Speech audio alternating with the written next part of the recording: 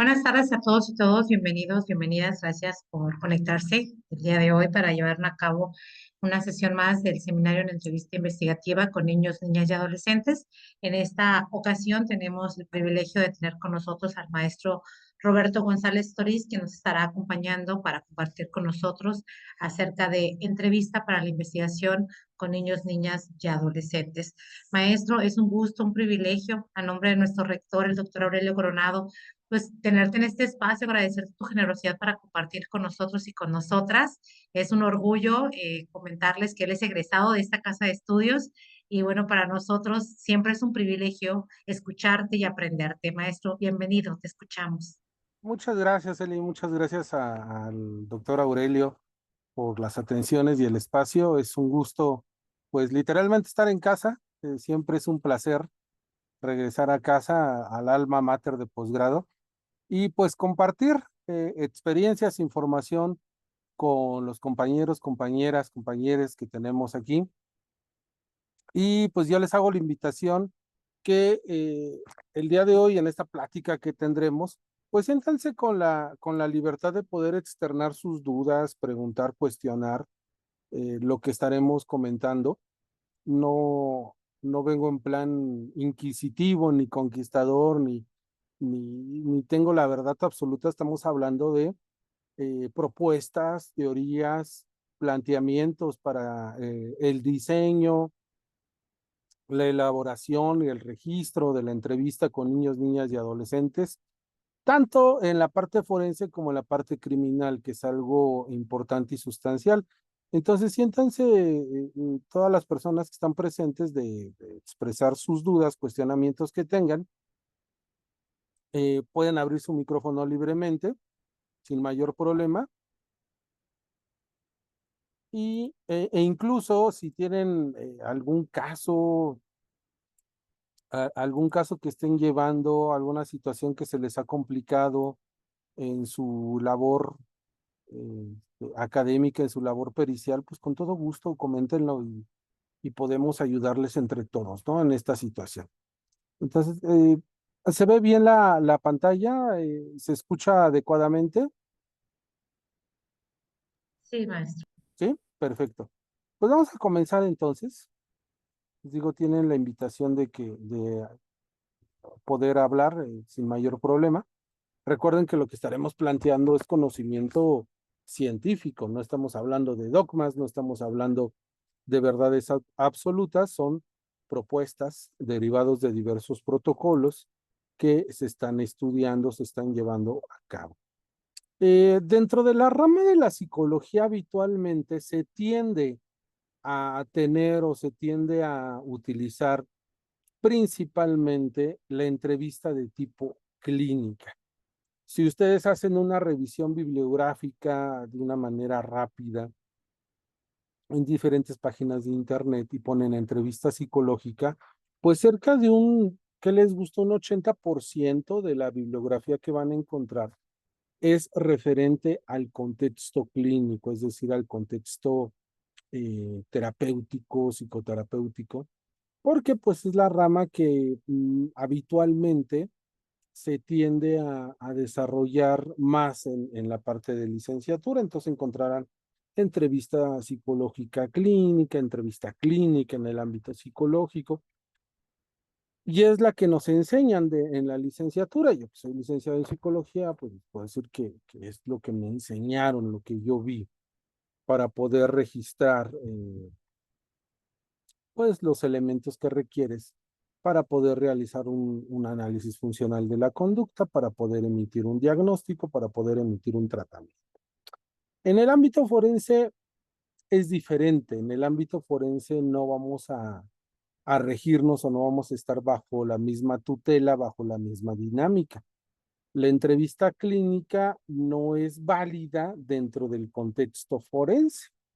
Como yo les comentaba, la entrevista clínica tradicional, pues su objetivo está dirigida, está centrada en la cuestión de una evaluación de la salud mental, pues para poder concretar en su caso un tratamiento. Vas a hacer un diagnóstico en todo caso. En este sentido, la persona pues va a acudir de forma voluntaria, de forma libre al consultorio, al lugar donde estás dando pues tu intervención psicológica clínica. En el ámbito forense no es así. En el ámbito forense las personas van, pues, podemos decirlo, obligadas por un mandato judicial, por orden de una autoridad judicial. Las personas se presentan para realizar una evaluación psicológica. Entonces ya comenzamos a ver ahí una gran diferencia entre lo que viene siendo una entrevista dentro de un contexto meramente clínico, meramente terapéutico, y lo que viene siendo un contexto forense. El doctor Enrique Cheburúa diseña este cuadro muy claro, muy específico, referente a las diferencias, perdón, que vamos a tener en la evaluación forense y en la evaluación clínica. Les agradecería si en la medida de lo posible, si pueden encender sus cámaras, sería muy agradable y reconfortante, porque si no me siento solito y pues como una sesión espiritista, ¿no? No sé si hay alguien del otro lado y les digo quién me escucha, yo los invoco. Entonces, pues en la medida de lo posible, tengan su cámara encendida y podemos llevar a cabo la charla, la plática. Entonces, vean, este cuadrito tal vez ya algunos lo podrán conocer. Tenemos estas diferencias muy marcadas, ¿vale? Aquí lo trascendente también que va a ser importante resaltar o señalar es que vamos a trabajar con niños, niñas y adolescentes, personas que van a estar bajo la tutela, bajo la custodia de un progenitor, de los progenitores, de los cuidadores o de los tutores. Entonces, ellos son los que los van a llevar, ellos son los que van a estar trayendo a los niños, niñas y adolescentes a la evaluación psicológica, ¿vale? Estaremos ya resaltando algunos puntos muy importantes que más adelante los veremos con este diseño, con esa propuesta de entrevista. Y aquí algo que podemos resaltar dentro de este cuadro enfocado al tema que hoy nos atiende es que no hay un secreto profesional, ¿sale? No hay información que se va a quedar resguardada, no hay información que va a quedar con un secretismo. Esto lo tenemos nosotros que dar a conocer, va a ser plasmado el resultado, el contenido de la evaluación forense es plasmado en un documento llamado informe pericial psicológico o informe de reporte de investigación. Es un reporte, al final y al cabo lo que estamos haciendo es un reporte de investigación. Que ya cuando entra en el contexto jurídico, cuando entra en juego con el contexto del derecho, en cualquiera de sus dimensiones, penal, familiar, civil, pues va a tomar el nombre de dictamen o de prueba pericial. Pero en esencia, lo que nosotros estamos entregando es un reporte de investigación de nuestra área, ¿vale? De lo que somos nosotros como psicólogos. Por lo tanto, va a llevar una estructura, va a llevar una serie de apartados que no pueden modificarse, no pueden alterarse en el sentido del orden, la cronología que lo va a llevar, porque lo que nosotros estamos plasmando ahí, si ustedes lo recuerdan, en ese informe pericial, en ese informe de reporte de investigación, básica y técnicamente son los pasos del método científico. ¿Sale? Viene una introducción, viene una metodología, viene un procedimiento, viene una experimentación, viene el análisis de resultados, viene la discusión y viene la conclusión con el apartado de referencias. Entonces, básicamente lo que tenemos ahí, la estructura de un informe pericial son los pasos del método científico. Muchas veces yo al inicio me angustiaba porque no sabía cómo era un dictamen, qué es lo que tenía yo que poner en el dictamen. Bueno, y una pregunta constante que yo tenía y que todavía sigo viendo con algunos alumnos, personas que van iniciando en este rubro, es cómo es la estructura de un dictamen. Bueno, si se saben ustedes los pasos del método científico, ya tienen la estructura del dictamen. Básicamente, se les agregará algunos detalles, pero en esencia, ese es los, ¿vale? Nuestro informe va a estar dirigido a una autoridad judicial. Llámese fiscal, llámese juez, llámese magistrado, y la información que vamos a plantear, ojo con esto, la van a leer personas que no son psicólogos, no son psicólogas. Por lo tanto, nuestro lenguaje debe de ser entendible, debe ser un lenguaje con alcance al público. Anteriormente, algunas personas llamaban a la comunidad de psicología a no utilizar un lenguaje común, a un lenguaje público, sino utilizar tecnicismos. Y se creía, se asumía de que entre más tecnicismos utilizaras, más profesional te ibas a ver en tu dictamen, ¿no? Más rimbombante iba a sonar el lenguaje y por lo tanto ibas a dar la impresión de que eras alguien que sabías. Pues esto no es así, esto es todo lo contrario. Entre más tecnicismos, entre más lenguaje técnico, valga la redundancia, utilices, menos entendible va a ser. Lo va a leer gente que no es psicóloga, recalco, lo va a leer gente que no tiene un conocimiento, no tiene una formación psicológica. Una etiqueta, un nombre, una categoría que tú utilices puede generar una tergiversación tremenda de la información que estás. Por eso es que nosotros no hacemos diagnósticos. Por eso es que nosotros en nuestro informe no ponemos pues alguna discapacidad psicosocial, enfermedad mental, trastorno de personalidad, porque esto se puede malinterpretar. Si entre la misma comunidad de psicología, entre los mismos psicólogos no nos ponemos de acuerdo luego con algunos conceptos, imagínate con gente que no es psicóloga, la controversia que puede generar esto. Entonces, hay que utilizar un lenguaje claro, entendible, y esto lo van a ver al momento de estar haciendo su entrevista, cómo va a favorecer a la persona con la cual nosotros vamos a estar dialogando, ¿vale? Entonces este cuadrito va a ser muy importante, siempre ubíquenlo, recuérdenlo para cualquier intervención pericial que tengan y las dudas que les vayan surgiendo referente a ello, ¿no? Entonces, yo les decía, lo que usualmente se estila es la entrevista clínica forense. Sin embargo, la entrevista forense es lo que nosotros vamos a estar utilizando.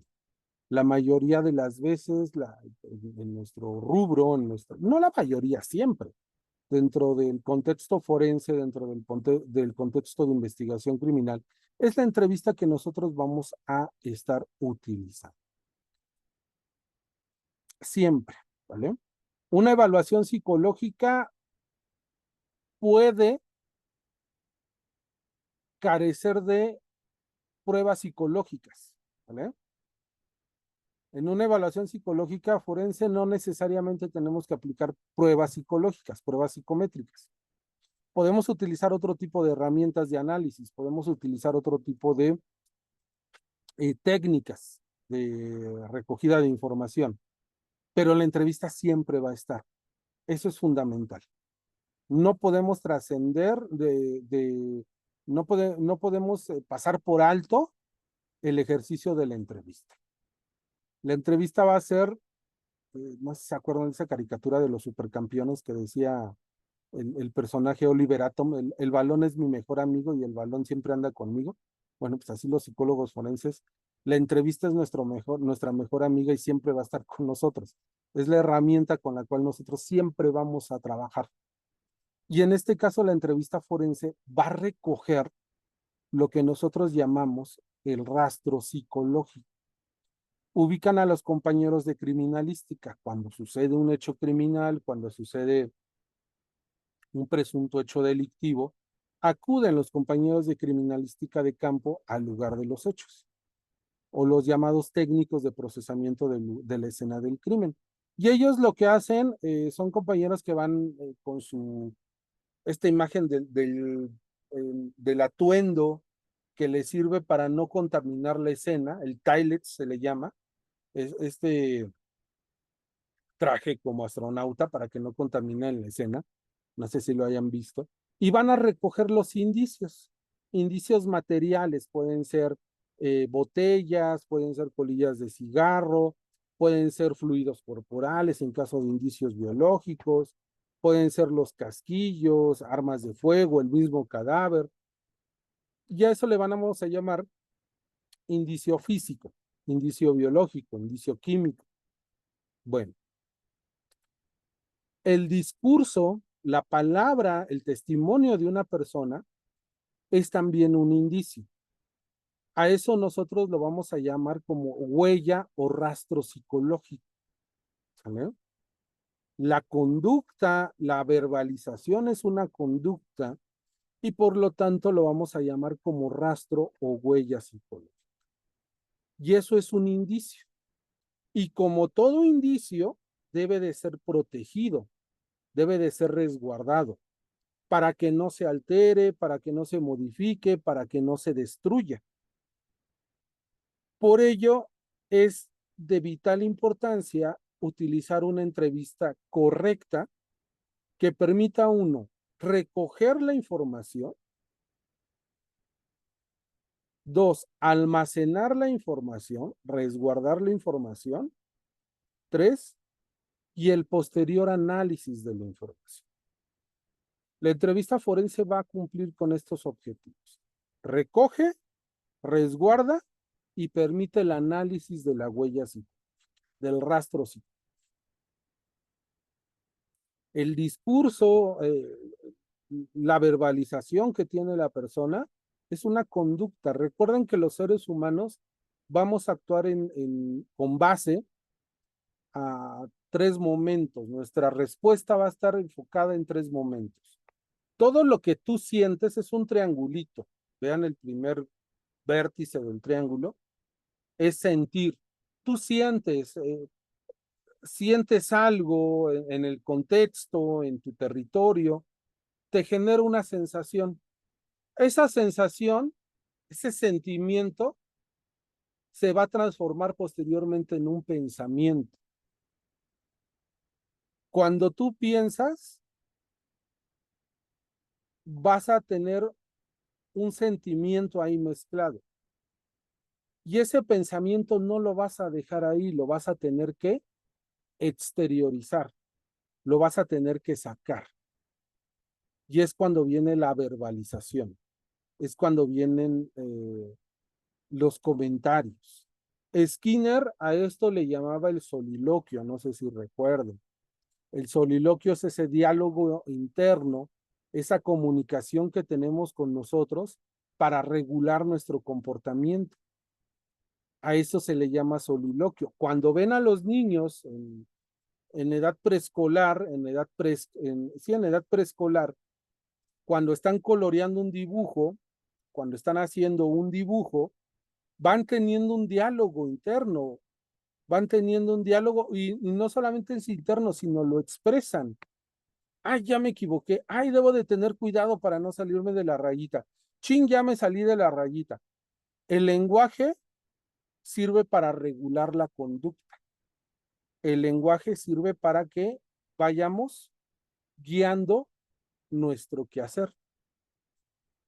Y esto es lo que va a suceder en una entrevista.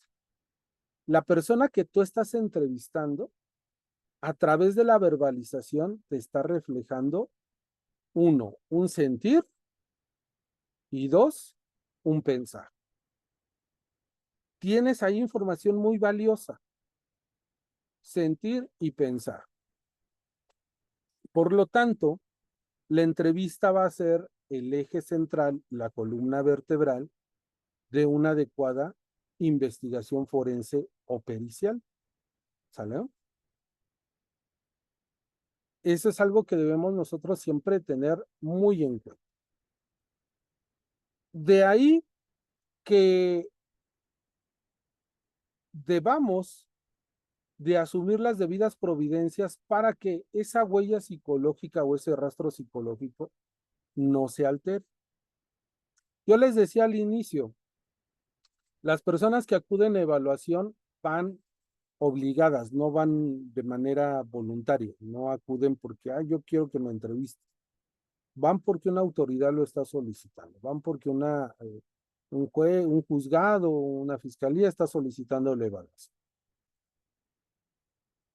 Y ya hay muchos intereses en juego en la evaluación psicológica forense. En un proceso judicial vamos a tener muchos intereses en juego. Entonces, la persona que va a entrevistarse, la persona que va a evaluarse, perdón, tratará de darnos su mejor cara, tratará de darnos su mejor versión. Nosotros siempre vamos a trabajar con la manipulación de la persona, con el entrevistado. El entrevistado siempre tenderá a manipular para obtener algún beneficio, para obtener eh, este, algún favor. Puede ser en un caso de guardia y custodia, puede ser en un caso de reparación del daño, puede ser en un caso de denuncia de agresión sexual, pero siempre vamos a tener un proceso de manipulación. ¿En qué sentido? La manipulación en el contexto forense va a venir en tres presentaciones, por llamarlo de algún modo. Vamos a tener a la simulación, a la disimulación y a la sobresimulación. ¿Vale? Vuelvo a repetir. En el contexto forense vamos a manejar a la manipulación y la manipulación siempre va a venir en tres presentaciones. Disimulación, sobresimulación y simulación.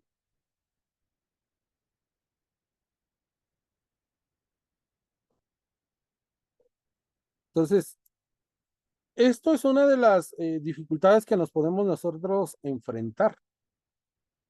Aquí yo lo menciono, los intentos de la manipulación de la información brindada, la, la falta de voluntad del sujeto para evaluar y también algo importante, la ansiedad. La persona que va a evaluación va con unos niveles de ansiedad muy elevados, muy elevados. Imagínate, el hecho de ver ya el logo de alguna fiscalía en un documento, el logo de ver el ver el logo de un poder judicial y donde te pidan que tú te presentes para una evaluación, ya te mete como que un calambre, ya te da un sustito. Y hay gente que no duerme durante días, durante semanas, esperando la evaluación. Entonces, eso es algo muy importante que debemos nosotros de atender. La persona va a ir con niveles de ansiedad. Y estamos hablando con adultos. Ahora centrémoslo con un infante. Imagínense con un niño que de por sí ya trae un problema familiar, ya trae un problema con los papás, ya trae un problema con los tutores, los cuidadores. Y aparte, pues ahora lo están involucrando dentro del proceso judicial. Vamos a tener ahí una afectación también importante. Entonces, de entrada, todos los evaluados van a venir con ciertos rasgos de ansiedad. Y dos, vamos a presentar los fenómenos de la manipulación. A ver, déjenme ver una pregunta que hay aquí en el chat. Dice Celeste, me quedé con la duda respecto a la explicación del triángulo. El primero es el sentimiento, el segundo es la verbalización. Ok, no, mira, Celeste, primero sentimos. Ese sentimiento tú lo conviertes en un pensamiento y ese pensamiento lo exteriorizas a través de una conducta. Sientes, piensas y actúas. Esos son los tres momentos. Sientes, piensas y actúas. Lo que hablaba yo del soliloquio de Skinner es un ejemplo de la conducta, que la vamos a tener como un regulador de nuestro comportamiento. A eso es a lo que yo me refería. ¿Sale? Por eso, ¿por qué explicaba esto? porque la verbalización es un indicio psicológico, porque la conducta es simbólica del pensamiento y el pensamiento deriva de un sentir. Por lo tanto, toda conducta es susceptible de analizarse y el lenguaje es una conducta. ¿Sí me explico en la lógica? He ahí Sí, nuestra muchas gracias. práctica. No, gracias a ti por tu interés. He ahí la lógica que tenemos para el rastro o la huella psicológica. Siempre que veamos una conducta, y una conducta, les digo, puede ser un comentario, una plática, un golpe, lesiones en el cuerpo, eso me está reflejando un pensar y un sentir. Por lo tanto, toda la conducta va a ser susceptible de analizarse. Evidentemente tenemos que buscar las herramientas o las técnicas apropiadas para la recogida de la información. Entonces, uno de los elementos principales que tenemos, recalco, con... A ver, Andrómeda me dice, si pueden abrir su micrófono, no tengo problema, ¿eh? Y creo que sería más fácil para mí tener el diálogo. Dice Andrómeda, al momento de presentar la teoría del caso, se presenta la verbalización del entrevistado como un indicio de prueba por sí misma con valor probatorio tal cual.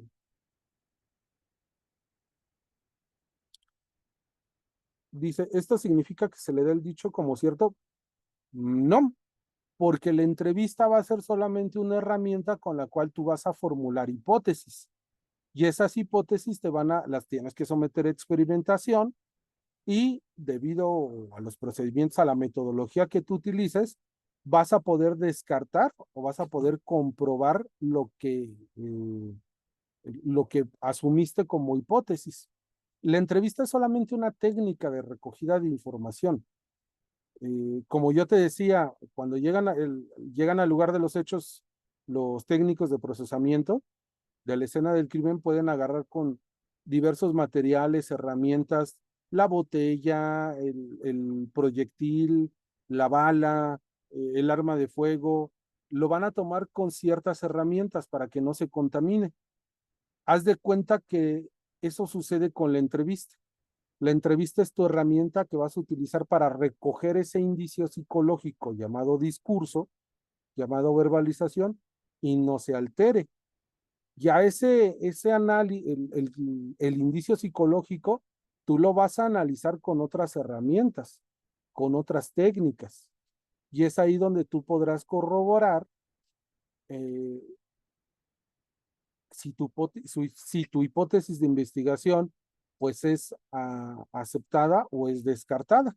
Y esto servirá precisamente para que el abogado pueda fundamentar su teoría del caso con lo que nosotros podamos hallar en ese registro psicológico. Muchas gracias. ¿Qué Hola, tal? Andrea, buenas tardes. Espero no ¿Qué haberte tal? confundido Tardes. más. No, está perfecto, muy claro. Nada más que tengo un poquito más de preguntas a este respecto, porque, Por por favor, ejemplo, adelante. tengo un infante, ¿no? Donde el ilícito, un abuso sexual se perpetró en contra de este infante, pero pues estaba en edad de brazos, ¿no? Entonces, cuando se empieza el proceso judicial, pues ya este infante pues ya está en edad de escolar y, y me tumban el caso porque pues no hay verbalización. Como no Claro, hay verbalización, no considera el fiscal que no existió no hay indicio, no hay afectación y para ellos pues no existe. Otro caso parecido. Tengo un caso de violencia sexual que se da dentro de la familia. Sabemos que estos son delitos que se dan en lo oculto, ¿no? Entonces, pues lo principal que se tiene que tomar como indicio, pues es el dicho, ¿no? Precisamente por ahí venía mi pregunta. Entonces, pues sí se le da por cierto el dicho, pero al decir, al entrar más de fondo del reporte que presenta el psicólogo forense, dice que pues que encuentra que que la víctima tiene los elementos para superar ese episodio traumático, porque pues tiene más problemas con la violencia psicológica y física que sufrió más que por la violencia de tipo sexual. Y de ahí es en donde se basa el acusado para vamos a llamarle acusado, ¿verdad? ¿no? Para, para decir que pues que no existen suficientes elementos para poder ser vinculado. Y se lo dan por bueno, que es lo peor. Pues es que mire, desgraciadamente en los casos de agresiones sexuales, se piensa o se asume que la prueba psicológica es la panacea, ¿no? En materia de pericial, y más en estos casos donde dice que, pues el suceso sucedió cuando el niño era de brazos, o le entendía así, ¿no? Si no me Ajá, acuerdo. era totalmente, estaba en edad lactante Y cuando ahorita, pues, ya cuando hacen la evaluación, ¿qué edad tiene? pues ya tiene 6 años. 6 años. Evidentemente, bajo la visión tradicional de la psicología forense de un contexto clínico, derivado del clínico, se van a fijar en la actualidad, en el presente, en el aquí y ahora. Pues evidentemente, ya después de ese tiempo, tal vez no va a tener ninguna, vamos a llamarle sintomatología, Ni siquiera recuerdos. ni siquiera recuerdos, evidentemente. Pero eso es una trampa y es algo mañoso que hacen algunos psicólogos, falta de ética. Centrarse nada más en el resultado actual. No, una evaluación de daño psicológico, una evaluación investigando agresión sexual, tiene que ser una investigación en retrospectiva, es decir, investigar cómo fue el curso de evolución del daño psicológico, explicar por qué ahorita el niño no tiene indicadores psicológicos asociados a la vivencia del suceso. ¿Qué factores intervinieron? Redes de apoyo, terapia, vinculación afectiva con los padres. Hacemos una investigación en retrospectiva. De hecho, todas las evaluaciones psicológicas, si lo analizan, es trabajar en retrospectiva, irnos hacia atrás, es buscar antecedentes, historia de la persona en ese tenor. Ahora, ahí tendría, en primer lugar, es eso, ¿no? Y en Ujú. segundo lugar, tal vez la prueba psicológica no es tan productiva porque ya lo está viendo, pero podría ser tal vez una prueba en victimología forense, una pericial en victimología forense lo que podría este, buscar, Ok. poder checar situaciones relacionadas a factores de vulnerabilidad, qué tan factible por el contexto de donde está la persona, donde ha crecido la persona, está en contacto con un riesgo de agresión sexual, desde hace cuánto. ¿Sí me explico? Sí, sí. Porque no necesariamente tiene que ser una prueba psicológica. De hecho, pues no, lo más conveniente, le digo, como, como yo lo veo, lo asumo, sería recomendar una prueba, mejor una investigación en victimología forense y presentar la pericial en victimología forense, más que la de psicología forense. Victimología forense, Victimología forense, exactamente, sería lo más factible. Porque, y aparte, pues en todo caso, solicitar un metaperitaje del dictamen que hizo la fiscalía. Ok, excelente. Muchísimas gracias. Me Sobre deja eso. muy, muy clara Ahorita, conforme vayamos avanzando, va a ver y le va a dar una idea para que usted y las demás compañeras que tengamos vean cómo debe ir la estructura de la entrevista con los infantes, si se cumplió o no se cumplió, si se llevó a cabo o no se llevó a cabo. En este caso, pues evidentemente ya sabemos que no va a haber ningún recuerdo por la edad cronológica en la cual refieren que sucedieron los hechos. No hay un recuerdo, o sea, no hay una forma de recordarlo. Pero podemos entrevistar a los papás donde nos van a recabar información. Sí, es correcto, es correcto. Fue la mamá quien denuncia y el perpetrador fue el padre. Ajá. Sí, Y es más, hay que ver la motivación, hay que ver la motivación que está motivando a la mamá a realizar la denuncia, si hay antecedentes previos de ello. Ahora también es conveniente una evaluación. En todo caso, si se sigue la línea de la psicología forense, pues una evaluación también al papá.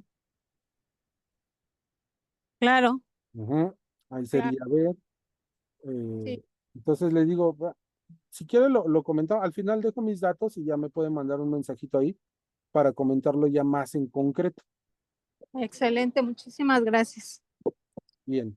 Entonces les digo, esta parte de la simulación, disimulación y sobresimulación, con este ejemplo que nos da nuestra compañera, pues muy importante, ¿no? La simulación, entiéndanla ustedes como aparentar algo bueno, aparentar algo malo. Algo bueno como que eres el mejor papá, tienes el mejor estilo de crianza, algo malo como que tienes una enfermedad, como que tienes un daño, ¿no? Para poder recibir una compensación económica, para poder recibir una reparación integral del daño, ¿no? Tú puedes simular.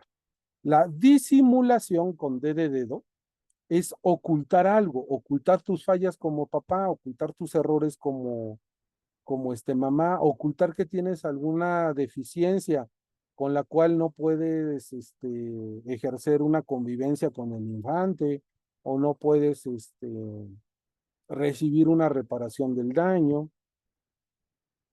Y sobresimular es exagerar el malestar que tienes. O sea, sí hay una afectación, sí hay un daño, pero lo exageras, lo aumentas para obtener un beneficio en particular. ¿Sale? Entonces, todo proceso de evaluación forense debe de atender esta variable de la simulación. La debemos evaluar.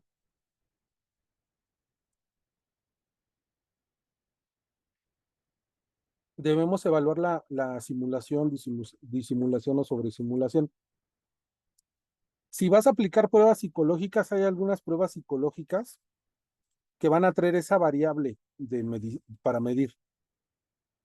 No se va a llamar así tal cual manipulación, pero la podemos encontrar, por ejemplo, si ustedes recuerdan, algunas pruebas psicológicas vienen con una dimensión que se llama mentira o se llama deseabilidad social o se llama imagen, proimagen, ¿no? Pues, algunas pruebas ahorita que me acuerdo, algunas pruebas psicológicas que traen esto es el cuida, el, el TAMAI, que es para niños, niñas y adolescentes y adultos, el PCRI, que es para evaluar competencias parentales. Son algunas pruebas que ahorita se me vienen a la memoria, que miden esa variable, ¿sale? Miden esa variable. Dentro de todo este contexto forense, para poder evaluar estas cuestiones de simulación, disimulación, sobresimulación, y cuidar la huella psicológica del discurso, podemos tener a la llamada entrevista cognitiva revisada. Entonces, la entrevista forense, queda claro, es aquella que va a recoger información, va a recoger contenido sin alterar el rastro psicológico del discurso, protegiendo el discurso de la persona y que va a atender el fenómeno de la simulación, disimulación y sobresimulación. ¿Sale? A diferencia de la entrevista clínica que vamos al terapeuta, vamos con el psicólogo clínico y este compañero pues va a creer absolutamente en todo lo que le decimos. Porque la premisa básica es que se actúa de buena fe. ¿Sale? Aquí nadie va a actuar de buena fe de los entrevistados, por lo que les estoy diciendo. Entonces, aquí tenemos, por ejemplo, esto puede ser uno. Este tipo de entrevista lo podemos aplicar tanto con adolescentes como con ya adultos. ¿Vale? La entrevista cognitiva. El paso número 1, si queda alguna duda, me dicen, por favor. El paso número 1 es transferir el control de la entrevista al sujeto. ¿A qué me refiero con esto? Me refiero a que le vamos a decir a la persona que él es el que va a marcar los tiempos y espacios de la entrevista. Él es el que va a estar teniendo la participación activa. Él es el que va a estar hablando la mayor parte del proceso de evaluación. ¿Sale? Él es el que va a estar conduciendo el contenido de la entrevista. Entonces, el decirle esto a la persona, ¿sabes qué? Mira, los tiempos, los espacios tú los vas a marcar. Tú eres el que va a estar comentando todo lo que tú recuerdes, lo que tú quieras expresar, lo vas a estar haciendo. Nadie te va a interrumpir. Siéntete libre de poder expresarte, poder comentar lo que tú quieras. Y esto va a generar un sentimiento de confort, de alivio con la persona. Les digo, ya de por sí viene ansiosa. Entonces, el decirle, sabes que mira, tú vas a llevar el control, vas a poder hablar, vas a poder expresarte. Si quieres, puedes gritar sin mayor problema, pues va a generar una sensación de control en el sujeto. ¿Sale? Y seguido de esto vamos con el establecimiento del rapport, establecer una relación de confianza, de seguridad con la persona. Aquí lo recomendable es que con el entrevistado nos dirijamos por su nombre. Si tiene dos nombres, preguntarle con qué nombre se siente más a gusto. Si es un adolescente, preguntarle cómo quiere que le digamos. Hay algunos casos que me ha tocado donde el adolescente quiere que lo nombres con un apodo, ¿no? Con un sobrenombre de algún personaje, de alguna caricatura, de una película. Ah, pues órale, podemos hablar de esa forma. Entonces, no sé, Stitch o Megaman, qué sé yo, ¿no? El sobrenombre que te dé la persona, no hay problema, tú lo puedes llamar así. Si te está dando la autorización y se siente cómodo él, cómodo ella con ella, adelante. Pues siempre hay que preguntarle cómo quieres que te nombre, cómo quieres que me dirijas. Evitemos hacer juicios de valor, evitemos hacer gesticulaciones, evitemos hacer críticas hacia lo que nos dice, hacia lo que nos comenta. Queda prohibido expresar cuestiones de risa, de burla, sarcasmo, porque imagínate cómo se va a sentir la persona ante ello. Nosotros, recalco, en este punto le debemos de brindar un sentimiento de confianza, un sentimiento de seguridad para que pueda conducirse libre y abiertamente. ¿Vale? Número 3, modificar la conducta del entrevistado. Tal vez por la misma ansiedad la persona no está comprendiendo lo que le estamos diciendo. Tal vez la persona por el mismo nerviosismo no está prestando la atención debida. Lo recomendable, dependiendo de cómo veamos al sujeto, es que podamos imitar la conducta de la entrevista, es decir, mostrarle, modelarle cómo expresarnos, cómo hacer un relato, ¿vale? Ah, pues mira, yo venía caminando y cuando me dirigí hacia acá, vi que un gatito se salió corriendo de su casa y se subió a un árbol y cuando lo trataron de bajar, el gatito se bajó corriendo y otra vez se metió a su casa. Entonces, modelarle, enseñarle cómo hacer un relato, cómo expresarse. No sé si me logro dar a entender en este sentido. ¿Sale? Y mostrarle a la persona que es algo que ha venido haciendo de manera regular a lo largo de su vida. No tiene por qué actuar, no tiene por qué fingir, no tiene que realizar algún tipo comportamiento en específico, etcétera.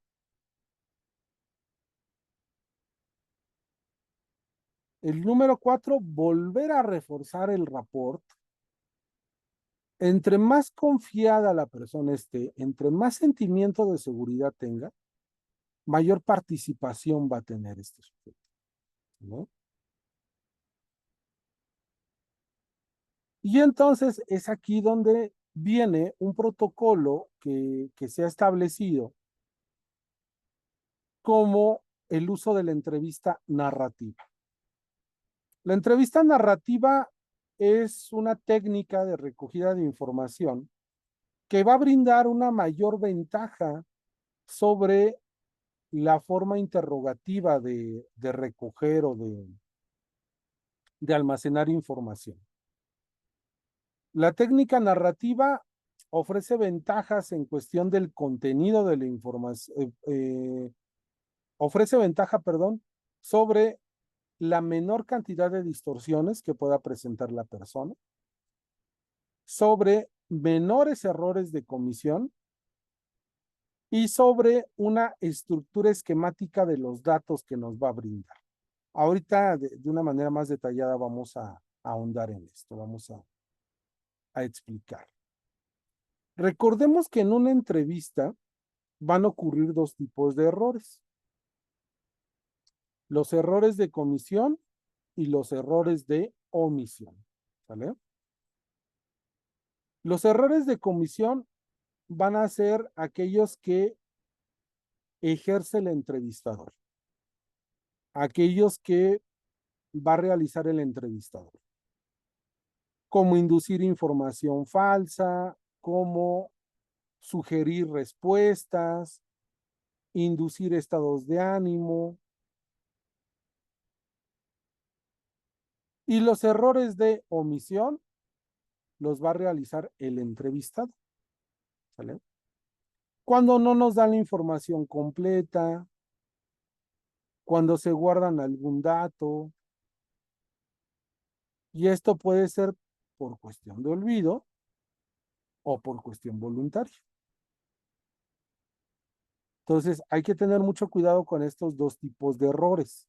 Los de comisión, recalco, que va a generar el entrevistado, y los de omisión que va a generar el entrevistador, perdón, el de comisión, y los errores de omisión que los genera el entrevistador. Esto ya lo habían visto con el doctor Aurelio, la cuestión de la memoria, los sesgos cognitivos de la memoria y cómo van a afectar nuestro contenido de la información, ¿sale? Son los llamados 7 pecados capitales de la memoria. Son sesgos cognitivos, no me detengo yo en ellos. Y estos sesgos cognitivos los podemos nosotros agrupar en estas dos categorías que les explicaba sobre los errores de omisión y los errores de comisión, ¿sale? Recalco, omisión lo realiza el entrevistado, comisión lo realiza el entrevistado. ¿Vale? Y este es un protocolo, es una sugerencia que se da para poder recoger o para poder llevar a cabo la entrevista en casos de índole forense, en casos de índole criminal. Hacemos la presentación de quiénes somos, a qué nos dedicamos, cuál es el motivo por el cual está la persona ahí, cuál es el motivo por el cual estamos nosotros. Esto lleva alrededor de una presentación de 5 a 15 minutos, es lo que vamos a tener en promedio. No son tiempos a rajatabla, ¿sale? No se angustien. Si ya pasaron 5 o 15 minutos y ustedes sigan en la presentación, tranquilos, esto con la práctica lo van a ir mejorando. La preparación de la entrevista consiste en darle a la persona los lineamientos de lo que va a hacer, de lo que vamos a realizar, en qué va a consistir nuestra evaluación, en qué va a consistir nuestra entrevista en este caso. Y utilizando la narrativa libre, técnica de narrativa libre, le vamos a decir a la persona, la indicación que le damos es que, ¿sabes qué? Me vas a relatar todo lo que recuerdes del suceso que comentas que te pasó. Me vas a narrar todo lo que tú recuerdes. Si hay algo que no recuerdes, no inventes. Solamente relátame lo que tú estés recordando, con la mayor cantidad de detalles que me puedas dar. Si hay algunos detalles que no recuerdas, no pasa nada, no me inventes. Yo no te voy a interrumpir. Yo voy a estar haciendo anotaciones de algunas dudas que me pueden surgir y hasta que tú acabes de relatarme lo que deseas, te voy a hacer las preguntas. Tú me vas a decir, ya acabé, y en ese momento yo podría hacerte preguntas si es que tengo preguntas. A lo mejor no me surgen dudas. ¿Sí me explicó? Esa es la forma en la cual nos vamos a conducir con la persona. Entonces tú le preguntas, ¿tienes alguna duda? ¿Tienes algún cuestionamiento? No, que no, no, que sí. Y es ahí donde venía esto que les dije, ¿no? Ah, bueno, mira, una forma de narrar las cosas es esto, ya le cuento, ¿no? O le dices, si no quieres tú dar un ejemplo, le dices, me vas a contar las cosas como siempre lo has hecho a lo largo de tu vida, ¿vale? No es nada nuevo, no es nada diferente a lo que tú haces cuando platicas con alguien. Recuerden que aquí la preparación hay que crear ese clima de seguridad, de confianza, de protección con la persona.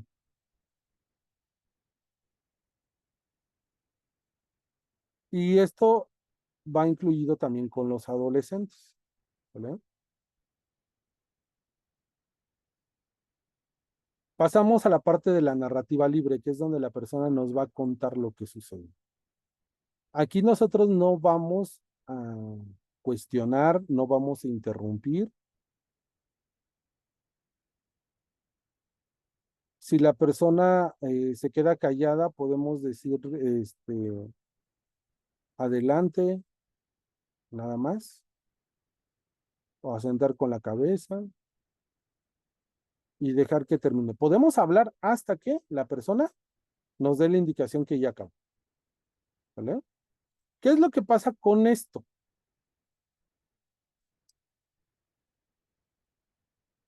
¿Por qué creen que pasa esto? Cuando ya viene la parte de las preguntas aclaratorias es cuando yo le digo, ok, tengo unas dudas sobre lo que tú me dijiste. Tengo unas dudas sobre lo que tú me comentaste. A ver, pongo un ejemplo X, ¿no? Me dijiste que estabas en la recámara de tu papá. Sí. ¿Qué estabas haciendo en la recámara de tu papá? ¿Desde a qué horas estabas en la recámara de tu papá?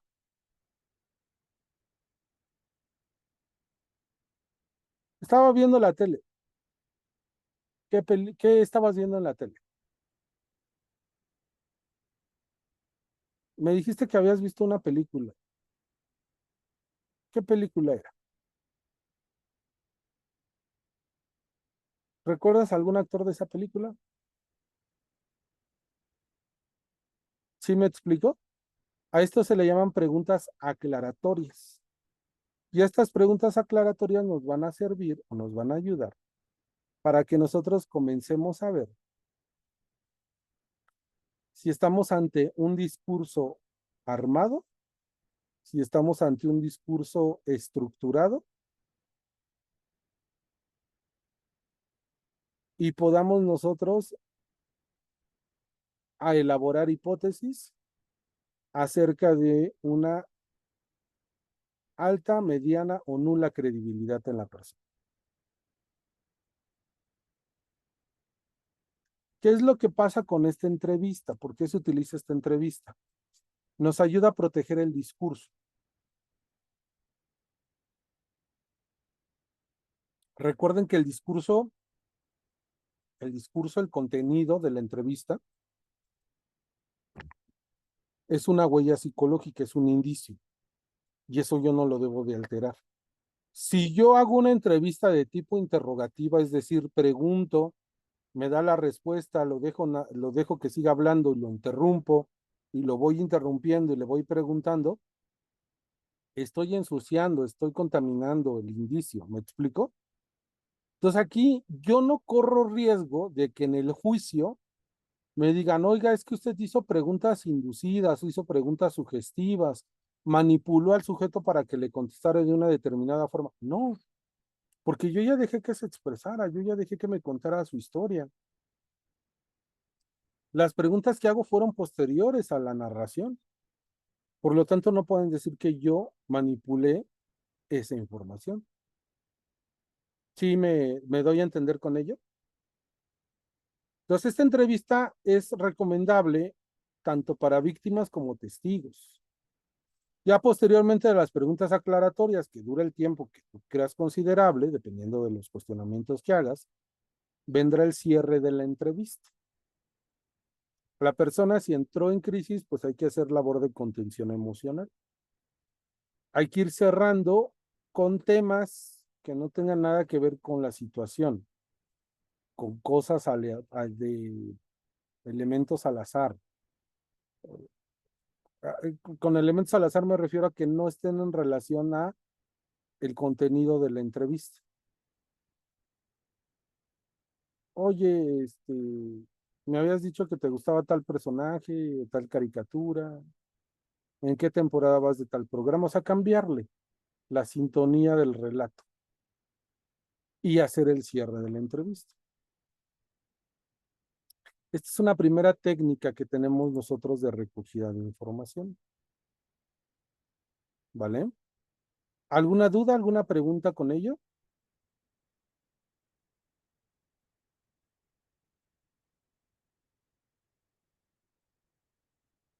¿No?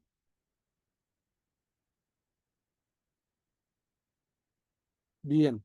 Tenemos también esto que se llaman los principios Méndez. Los principios Méndez van a ser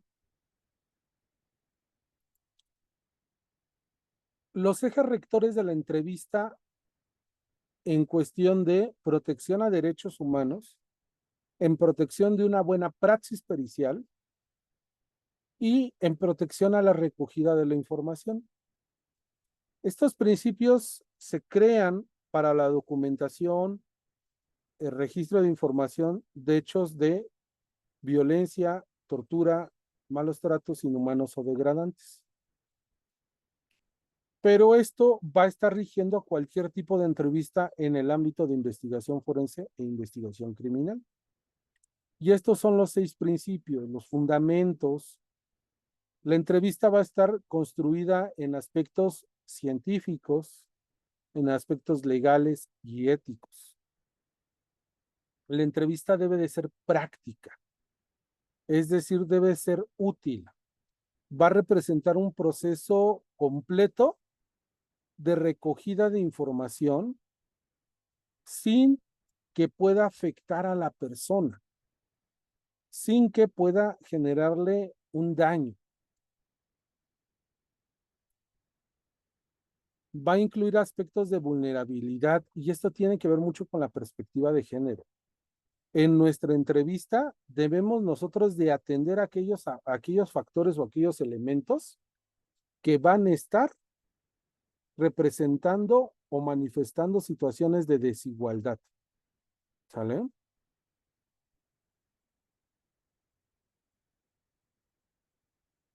La persona que va a entrevistar debe de tener una capacitación adecuada, correcta. No cualquiera va a realizar una entrevista de documentación, de recogida de información. La entrevista va a ser o va a servir para rendir cuentas, es decir, va a estar protegida, va a estar resguardada por alguna institución, por la persona profesional que realiza esta técnica y va a estar realizada con tecnología, con herramientas de vanguardia. ¿Vale?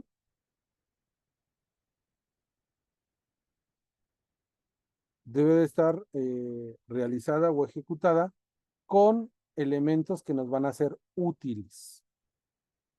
Porque si no podemos caer en una cuestión de revictimización o de un tipo de violencia judicial, violencia institucional, al momento de ejecutar o realizar una praxis negativa en materia de la entrevista.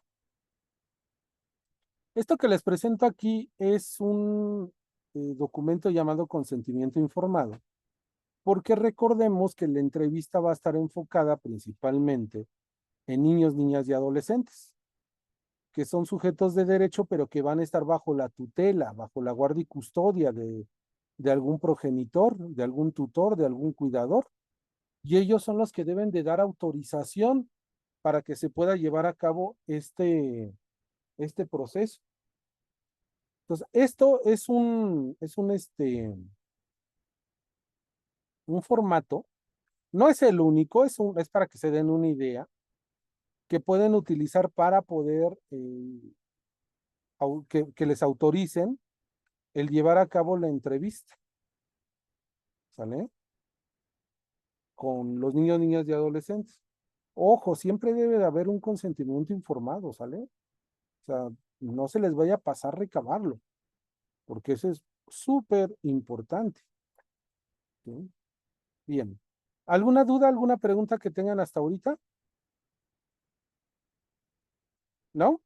Bueno, vamos a entrar a la entrevista con niños y niñas. Vamos a dar unos 7 minutitos de receso y continuamos, ¿vale?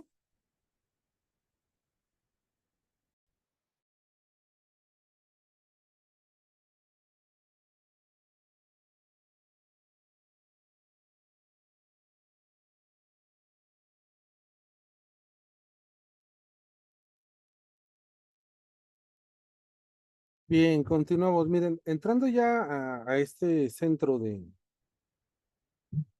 atención de la entrevista a niños, hay que tomar en cuenta la edad cronológica en la cual está atravesando el niño, ¿sale? No es lo mismo hablar con niños preescolares, con niños escolares, a hablar con adolescentes. Debemos de tener un inicio, una apertura, de acuerdo a algunos protocolos que les voy a hacer llegar, les voy a compartir algunos protocolos que les va a servir, por ejemplo, para las compañeras, compañeros que son del ámbito del derecho, al momento de que estén revisando el dictamen, la pericial, pues chequen que se utilizó un protocolo adecuado para la entrevista, que se utilizó una guía, un material de apoyo en el cual se basa el psicólogo para elaborar la entrevista, ¿vale? Entonces, estos protocolos de manera general nos dicen que debemos de empezar la plática con temas periféricos, caricaturas, escuela, pasatiempos, juegos, que nos empiece a hablar de cosas que no tienen nada que ver con el tema de evaluación. Aquí es muy importante esto porque eh, en ocasiones lo primerito que te va a decir el niño o la niña o el adolescente es, vengo a hablarte de lo que me hizo mi papá, vengo a hablarte de la agresión de mi mamá, vengo a hablarte de la violencia que sufrí. Ya cuando vienen con esta apertura a hablar de un tema en específico, es algo ya que no es propio, no es natural de de una estructura cognitiva de un infante, ¿sale? Tener un tema específico, tener un tema ya concreto con el cual iniciar una conversación no es algo habitual. Pues ya por ahí empiezas a tener ciertos detalles que te van señalando de que hay algo que no es adecuado para el desarrollo psicoevolutivo por el cual está el infante, ¿sale? Le reitero, si hay alguna duda, algún comentario, algo que no esté quedando claro, háganmelo de mi conocimiento. Igual, si tienen su cámara encendida, también se los agradecería mucho. Esta plática inicial, esta plática introductoria que tenemos con el infante, nos va a servir también para establecer líneas bases, líneas de inicio. ¿A qué me refiero con líneas base, líneas de inicio? Para poder detectar cuál es su repertorio conductual, perdón, su repertorio verbal, cuál es su forma de expresarse, cuándo te está diciendo una verdad, cuándo te está diciendo una mentira, cuál es la verbalización que tiene al inventar, al crear una historia y al relatarte algo que sí vivió, ¿vale? Eso va a ser fundamental en este primer acercamiento que tengamos. Entonces, es de vital importancia, muy útil, que podamos nosotros ser claros, especificar qué es la verdad y la mentira de acuerdo al niño. Por ejemplo, algo tan fácil, ¿no? Decirle al niño, oye, si yo te digo que este trapito que tengo aquí es de color azul, ¿es cierto o es falso? Y el niño te dice, no, pues es falso. No, pues que es cierto. Oye, esto que tengo yo en la mano es una pluma. ¿Es cierto o es falso? No, pues que es cierto, no que es falso. Entonces, ahí nosotros vamos a empezar a indagar sobre el concepto de verdad y mentira que va a tener.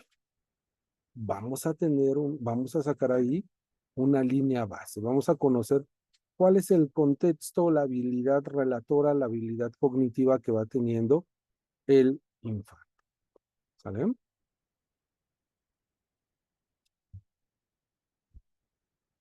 De igual forma, es fundamental que nosotros expliquemos al niño, a la niña, cuál es el objetivo de la entrevista. ¿Por qué lo vamos a entrevistar? ¿Para qué vamos a recabar información?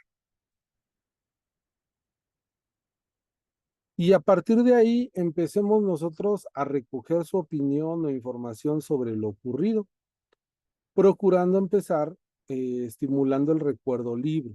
El recuerdo libre, por ejemplo. ¿Hay algo que quieras decirme sobre ello? ¿Hay algo que me quieras relatar sobre esto?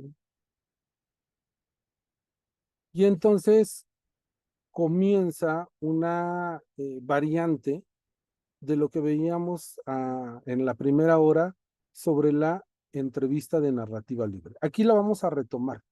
Vamos a retomar algunos elementos de la narrativa libre. Cuando el niño comienza a dar su declaración, pues debemos dejar que se explaye. No lo interrumpimos, no lo vamos a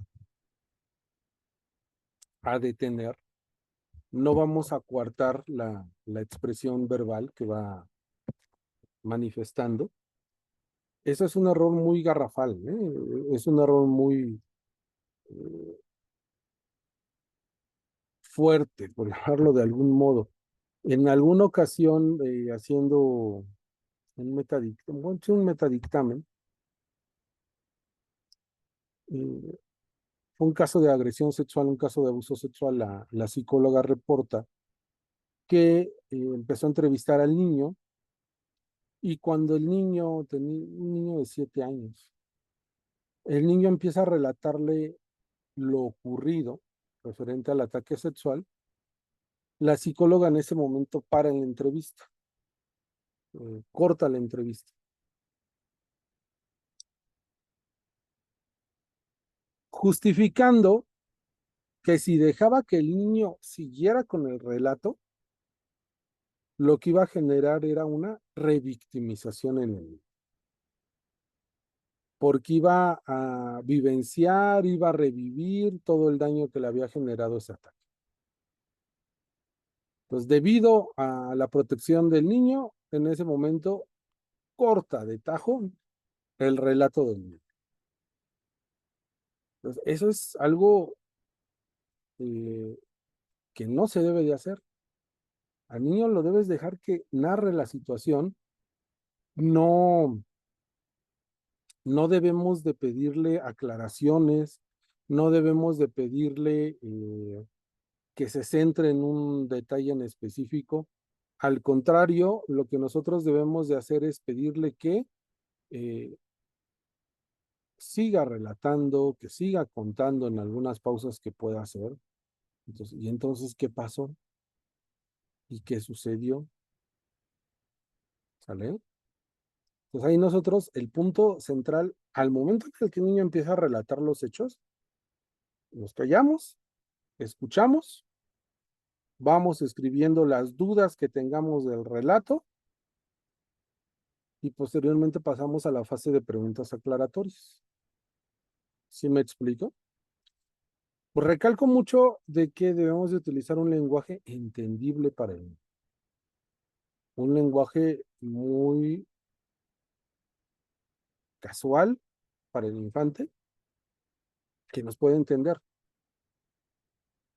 ¿Sale?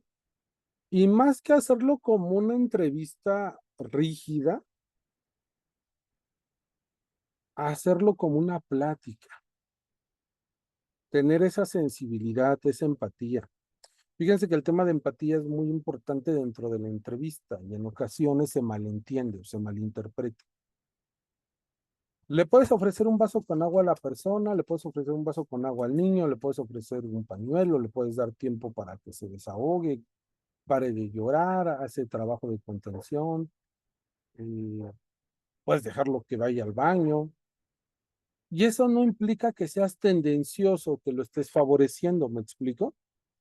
Hay abogados que me han tocado que dicen o asumen que por el hecho de darle un vaso con agua a la persona ya estás creando un vínculo afectivo y te estás comprometiendo a ayudarlo y que estás favoreciendo a la persona. Que porque a su contraparte no le ofreciste un vaso con agua, no le diste una botella con agua. No, eso no tiene nada que ver con la objetividad. Eso tiene que ver con la empatía. El ofrecer un vaso con agua, el darle tiempo a la persona que se recupere, el comportarse humanamente con ella o con él, no es ser subjetivo. Subjetivo es hacer la entrevista sin ningún protocolo, sin ninguna guía, sin ningún manual. Ahí sí es ser subjetivo. La objetividad no tiene nada que ver con ser empático, ¿no? Mucho ojo con ello. Les hago de nueva cuenta la invitación. Si tienen alguna duda, pueden abrir su micrófono libremente o pueden escribir sus preguntas por el chat, ¿sale? No hay Yo mayor. tengo una duda. Hola, En Celeste. el, Adelante. hola, en el caso de que el entrevistado sea un menor de una edad muy Un chica, infante. sí, un infante, y no quiera hablar sobre lo sucedido, ¿qué técnicas se pueden utilizar como para que empiece ese diálogo sin que el menor se sienta como forzado, por así Eh, decirlo? Empiezas a jugar con él, o sea, como te digo al inicio, tú empiezas con cosas eh, periféricas. ¿De dónde vienes? ¿Por dónde vives? ¿Vas a la escuela? Sí. ¿Cómo se llama tu maestro? ¿Cuál es tu materia favorita? Oye, ¿te gustan las caricaturas? Bueno, ahora ya no son caricaturas, no son, son programas, ¿no? Ya la mayoría de los niños ya ven ahora YouTube y todo esto. Entonces, por ahí también un tip que les puedo dar yo es que también se actualicen sobre los programas o personajes que estén de moda para los infantes y para los adolescentes también ahí, para poderles sacar plática, ¿no? Algo que me ha funcionado a mí ahora son con los niños que les gusta sus videojuegos del Free Fire, del Fortnite, pues ahí meterte un poquito con los personajes, conocerlos para poderle sacar plática al niño. Y así poquito a poquito va abriéndose el niño. Tal vez te va a costar trabajo, pero va a abrirse poco a poco. Va a abrirse. No hay que forzarlo, sino hay que dejarlo solito. Puedes tener ahí material didáctico. Oye, ¿te gustan los rompecabezas? Oye, ¿te gusta? Yo, por ejemplo, tengo rompecabezas, tengo, en algunos casos, memoramas. O incluso hasta les puedo poner yo algún video ahí de YouTube de su caricatura o personaje favorito. No me acuerdo de un niño que no quería hablar, pero no quería hablar el niño, tenía 6 años, no quería hablar. Y traía su playerita del Bob Esponja. Y le digo, oye, ¿te gusta Bob Esponja? Y el niño se pone cara seria así. Y le digo, ¿te gustaría ver un capítulo de Bob Esponja? Y el niño así como que abre sus ojos. ¿Lo quieres verlo? Sí. Ya cuando habló dije, ya está. Ya le puse un video de Bob Esponja, le di una botella de agua, había unos dulces ahí, le dije, pues agarra un dulce si quieres. Y ya el niño empezó a ver su capítulo de Bob Esponja. Le digo, oye, vemos otro capítulo y ya comenzamos a trabajar, ¿no? Le digo, "Pues, hay que trabajar aquí". Sí, y mira, ya con eso el niño fue bajando su actitud defensiva y se abrió. Y empezamos a platicar ya del Bob Esponja. Me fui a la escuela, de la escuela con sus amigos, de sus amigos a la tarea, y de ahí ya me fui metiendo a la parte de la familia.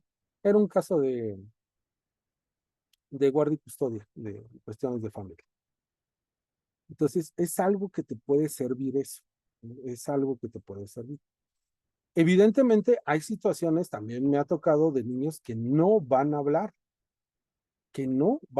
para nada. Y lloran y patalean. A mí incluso una niña me dijo de grosería, ¿no? Sí, una niña de 5 o 6, no, tenía como 8 o 9 años la niña. No estaba tan chiquita, tenía 8 o 9 años. Y la niña se me fue a patadas y me dijo de groserías. Entonces ya en ese momento, y la mamá al lado, ¿no? Y la mamá de que, "Ey, no hagas eso, no le digas así al doctor". Entonces, ya en ese tipo de situaciones, pues tienes que cancelar la evaluación. Ya, eso es que debido al estado emocional, debido a las características mostradas en ese momento, no fue posible realizar la evaluación. Sucede, también sucede. No les voy a engañar, no les voy a decir, siempre vas a poder evaluar. No, hay veces que no va a evaluar, no va a querer hablar el niño. Y tienes que informarte, ¿no? Ahora, otro, otra sugerencia que también te puede dar, te van dando los protocolos. Dales un espacio, dile, coméntalo con la mamá, dile, vaya a darle una vuelta, que vaya a desayunar, que coman algo, regresan, y si el niño está en condiciones, podemos evaluar. Ahora, yo no sugiero mucho eso. ¿Por qué? Porque también puede servir como herramienta para que la mamá o el papá, el cuidador, esté coaccionando al niño, lo regañe, lo amenace, que tiene que hablar. Yo no sugiero mucho eso. Hay algunos protocolos que te lo mencionan, hay algunos elementos que lo mencionan. Entonces, depende de la situación en ese concreto momento, de cómo veas tú al niño, la reacción que va a tener. Y yo te sugiero que empieces con cosas que no tengan nada que ver con la evaluación, con el objetivo, y que empieces a platicar de otras cosas. Y que tenga siempre material, eso también se lo sugiero yo, tenga el material ahí a la mano. Que un rompecabezas, que un memorama, algo que les pueda servir y sea llamativo para el niño. Yo creo que no les comenté, yo trabajo en el Poder Judicial de la Ciudad de México, en el Tribunal Superior de Justicia aquí de la Ciudad de México, en el área de la Subdirección de Evaluación Psicológica. Ahí yo hago evaluaciones a nivel civil, familiar, penal, justicia para adolescentes. Y tenemos el área lúdica, pero muchas veces el área lúdica ya está ocupada. Entonces, pues allá en la oficina tengo que evaluar a los niños, pero trato de acondicionar yo la oficina para que sea en ese momento, pues sea un lugar cómodo, eh, seguro para el infante, que le brinde la sensación de seguridad y se sienta relajado el niño, ¿no? Ya puede comer un dulce, puede llevar su lonche, es algo que yo te puedo sugerir para que el niño no sienta el, el hastío, el fastidio de platicar con alguien que jamás en su vida ha visto. No sé si resuelvo tu duda, Celeste. Sí, muchísimas gracias. ¿Vale? Bien. Otra recomendación es que hagamos durante el proceso de la entrevista, al momento el apartado de las preguntas aclaratorias, debemos nosotros de evitar preguntas igual de tipo sugestivo, ¿sale? Las sugerencias que yo doy es no utilizar frases o preguntas excesivamente largas. O sea, no hagan preguntas combinadas. ¿Qué estabas haciendo y cómo te sentiste cuando estabas discutiendo con tu mamá? O sea, preguntas que implican varias situaciones, varias respuestas en un solo cuestionamiento, no lo hagan. ¿Sale? Si luego para el adulto es difícil comprender unos cuestionamientos, imagínate para un niño. Imagínate también para un adolescente. ¿Sale? Utiliza formas simples del verbo. Por ejemplo, ¿qué pasó? ¿Qué sucedió? En lugar de voces activas, de subjuntivos como, ¿y fue agarrado por qué persona? Y lo sujetó del brazo y posteriormente se fueron a dónde. ¿Sí me explico? Ese tipo de cuestionamientos que pueden crear una confusión en el infante o incluso en el adolescente. ¿Qué sucedió? ¿Qué pasó después de que saliste? ¿Qué pasó con tu papá?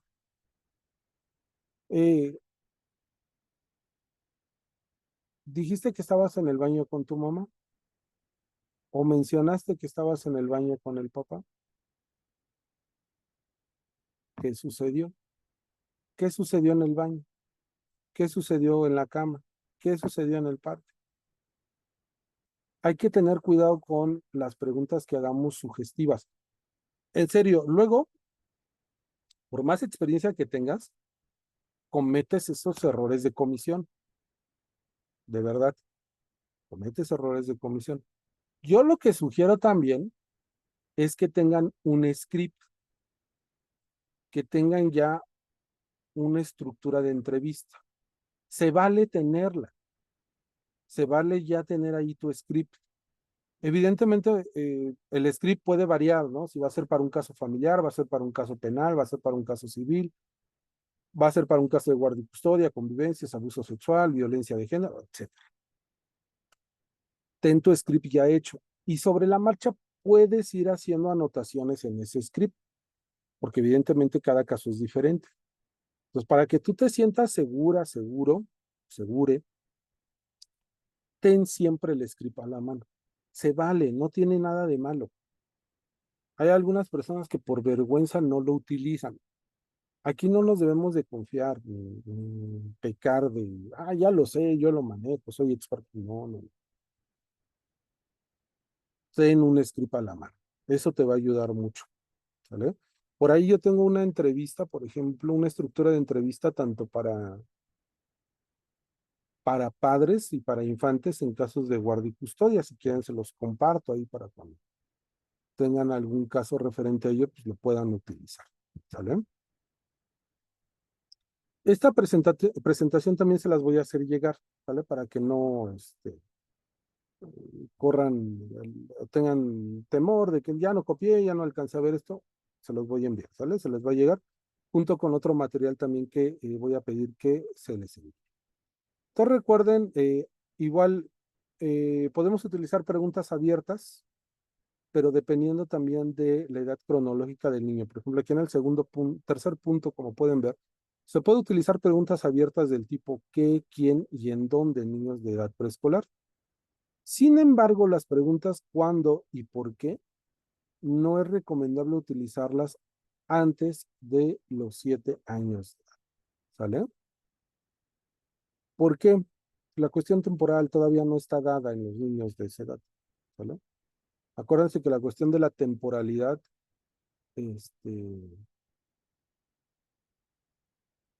no está dado todavía, no se ha formado la cuestión temporal y aparte los cuestionamientos de por qué implican un proceso de abstracción. Es un proceso cognitivo complejo. el por qué. No lo va a tener un niño menos de 7 años, ni mucho menos de 7 años. Entonces, hay que evitar ese tipo de cuestionamientos.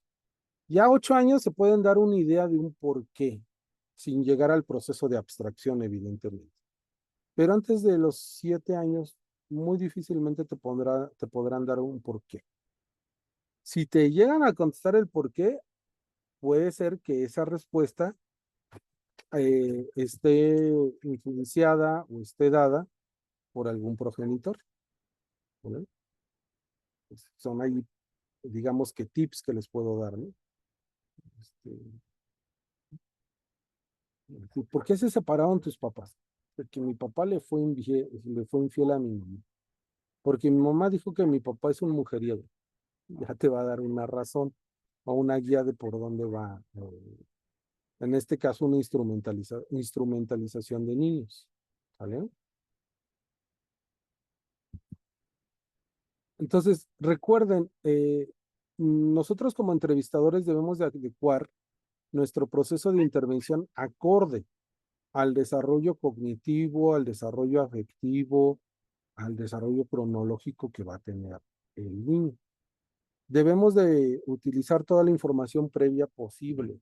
Si tienen acceso a la carpeta de investigación, si tienen acceso al expediente judicial, úsenlo, ¿vale? Ahí les va a dar antecedentes para ir diseñando su proceso de evaluación. ¿Por qué se utiliza la carpeta de investigación o el expediente judicial? Porque ahí van a venir también verificadores externos. ¿Sí saben lo que es un verificador externo? Es algo con lo que van a cotejar la información que tienen. O es algo con lo que van a comparar, a cotejar la información que les están dando en la entrevista. Pueden ser testimonios, pueden ser videos, pueden ser fotografías, pueden ser declaraciones, pueden ser peritajes de otras áreas con las cuales podemos constatar lo que nos están diciendo. En un caso de que el niño diga, no, yo llevo un promedio de 9, yo tengo un promedio de 10, o mi mamá, mi papá me lleva a la escuela diario. Y podemos tener tal vez en el expediente judicial reportes de inasistencia del niño o la niña, o podemos tener la boleta de calificaciones y ahí comparar el dicho del niño o la niña con elementos tangibles. ¿Me explico? Entonces, a eso se le llaman verificadores externos. Por eso es importante que revisen el expediente judicial y la carpeta de investigación. Por ahí se pensaba antes de que si tú leías o te metías en estos documentos a leer, te ibas a contaminar. Decían, no, es que te vas a contaminar y vas a crear una imagen errónea de la persona. No, no es cierto. Al contrario, vas a tener mayor información sobre cómo conducirte. Vas a tener ya una guía sobre qué áreas debes tú de ahondar en la entrevista, ¿vale? Es algo muy importante que nosotros podamos verificar al momento de revisar estos datos. Ahora bien, los protocolos también te dicen que puede existir la persona de apoyo. La persona de apoyo es en algunos casos donde, por ejemplo, esta situación, una situación donde el niño no se quiera despegar del papá, no se quiera despegar de la mamá, no se quiera despegar del cuidador.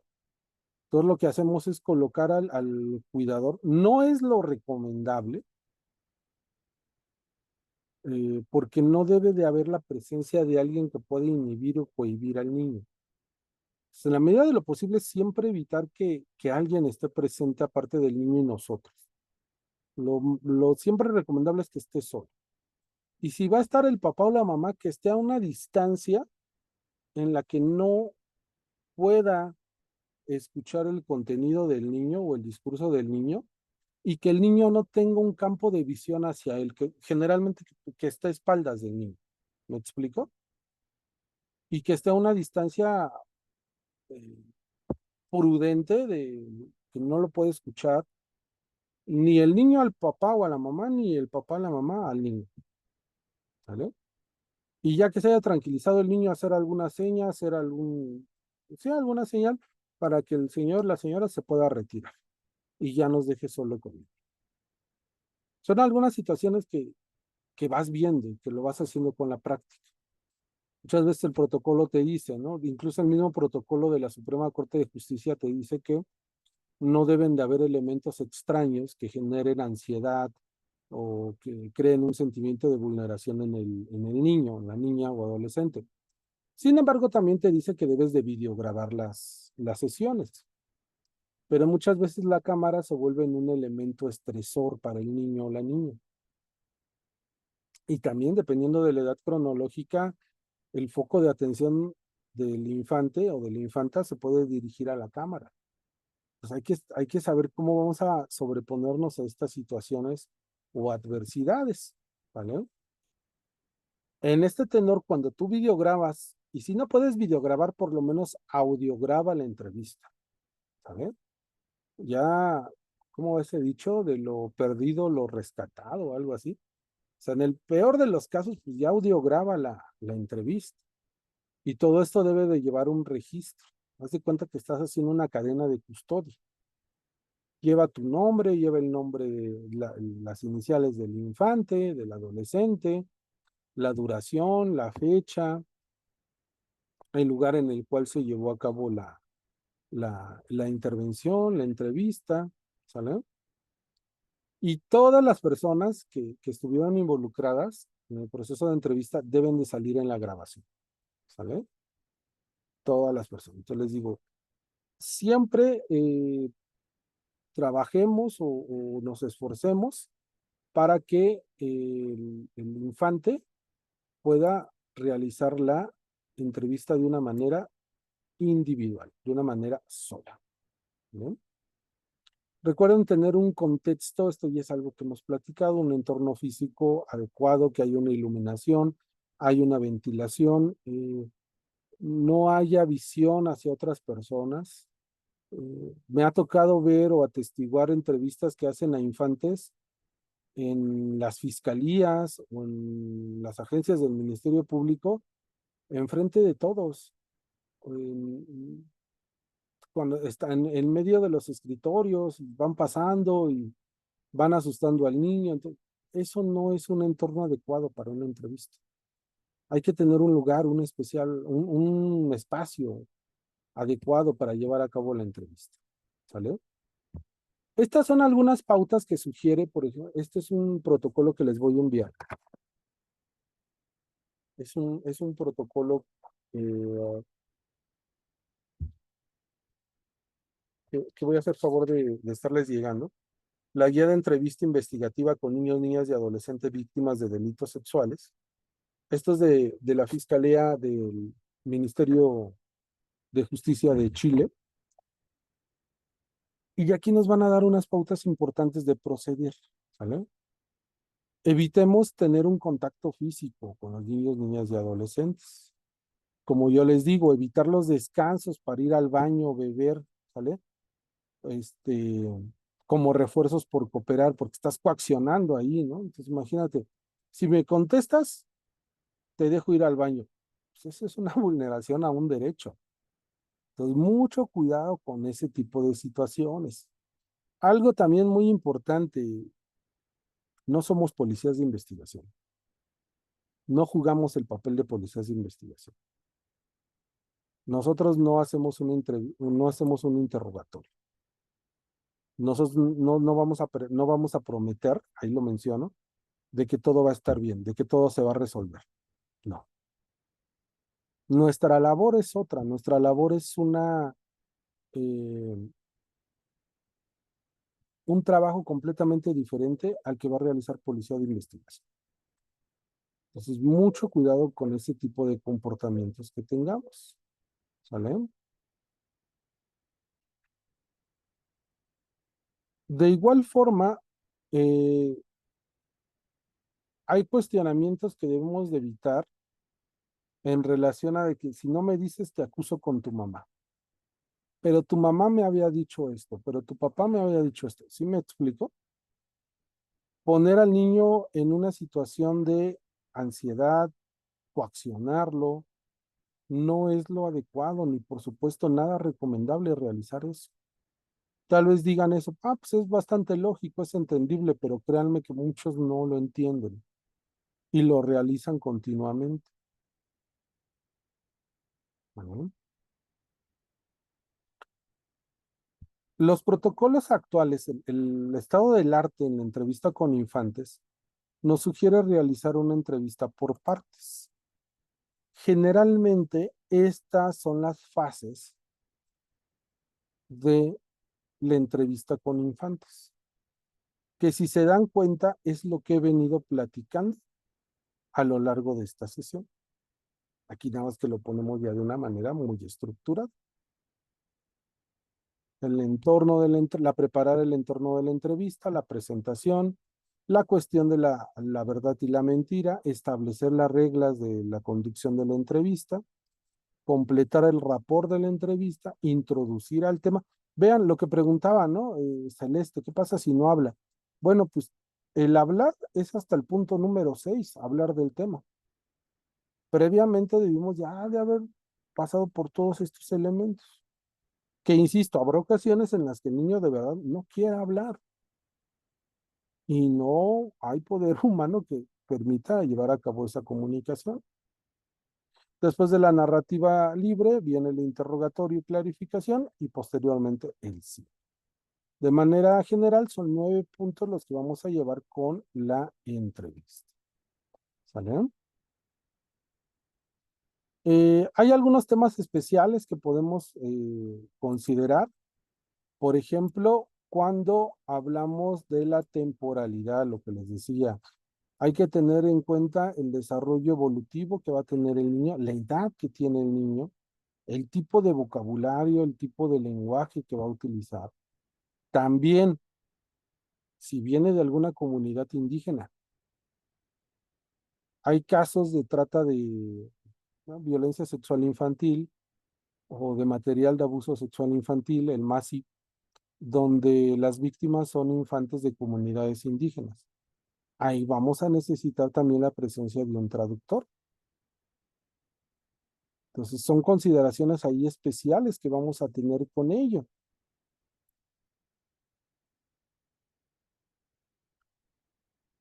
Evitemos el uso de los famosos muñecos anatómicos.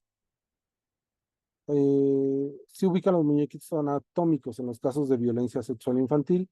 Es una herramienta que se utilizaba hace unos 30 años, estaba en boga, pero pues se ha evidenciado de que esto va a tener una influencia en el discurso del niño. Entonces, hay una alta sugestionabilidad en el infante, es algo que no nos va a servir para tener un discurso confiable, válido del niño, niña o adolescente.